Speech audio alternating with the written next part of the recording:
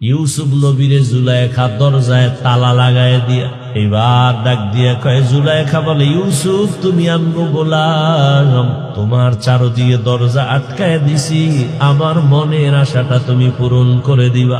ইউসুফ নবী ডাক দিয়া কয়, রে জুলাইখা, তুমি আমাকে যতই আটকাও সম্ভব না।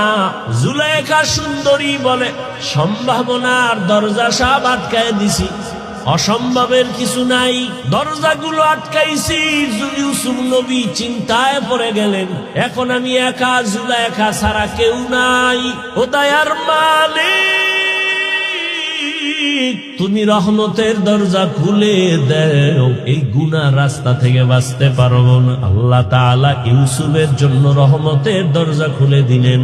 অন্তর থেকে জবাব আসছে, জুলাইখা, দরওয়াজায় তালা লাগাইছো তুমি, আর দরওয়াজায় ধাক্কা লাগাবো আমি, দরজা খুলবে না আমার আল্লাহ। জুলাইখা অনেক আশা নিয়ে দরজা তালা লাগাইলো। ইউসুফ নবী চিন্তা করলেন, দরজায় ধাক্কা দেওয়া আমার কাজ, দরজা খুলবেন কি খুলবেন না সেটা আল্লাহর কাজ। ইউসুফ নবী একটা ধাক্কা দিয়া দৌড় দিয়া দরজায় যখন টাচ করলেন, জুলাইখার তালা বদ্ধ সব দরজাগুলো টাস টাস করে খুলে গেল। ইউসুফ নবী দৌড়াইয়া সিঁড়ি থেকে নিচে নামলেন। জুলাইখাও পেছন দিক দিয়া নিচে নামলো। ইউসুফের গিয়া জামাটা ধইরা ছিঁড়া ফালাইছে। ইউসুফ নবী জুলাইখা একই দিকে দৌড়ায়, জুলাইখাও ওদিকে দৌড়ায়, ইউসুফ ওদিকে দৌড়ায়, একই দিকে দুজনে দৌড়ায়। নিচে নাইমা দেখে জুলাইখার স্বামী আজিজে মিসর সামনে দাঁড়ানো। ডাক দিয়া কয়, ইউসুফ দৌড়াও কেন?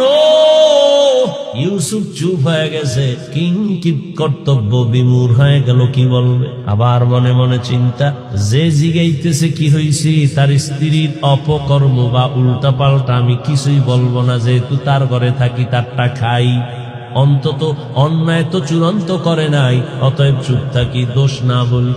মহিলাদের অভ্যাস বড় খারাপ, না লাগলেও কথা বাড়ায় কইয়েই ফালায়, মনে করে কথা বললেই বুঝি আমার সফলতা। জুলাইখা কন্ট্রোল করতে না পাইরা ইউসুফ নবীর উপরে দোষ চাপায় দিল। অথচ কোনো দোষ তো নাই, টুকটাক যদি থাকে সে দোষ তো জুলাইখা, কিন্তু নিজের দোষ স্বীকার না করে ইউসুফের দোষী বানাবার জন্য জুলাইখা ডাক দিয়া কয়, তোমার ঘরের ইউসুফ গোলাম তোমার স্ত্রীর সাথে খারাপ আচরণের জন্য রেডি হয়ে গেছে। ইউসুফ নবী চিন্তা করলেন, এখন আমার চুপ থাকাটা এটা ঠিক হবে না, কথা বলতেই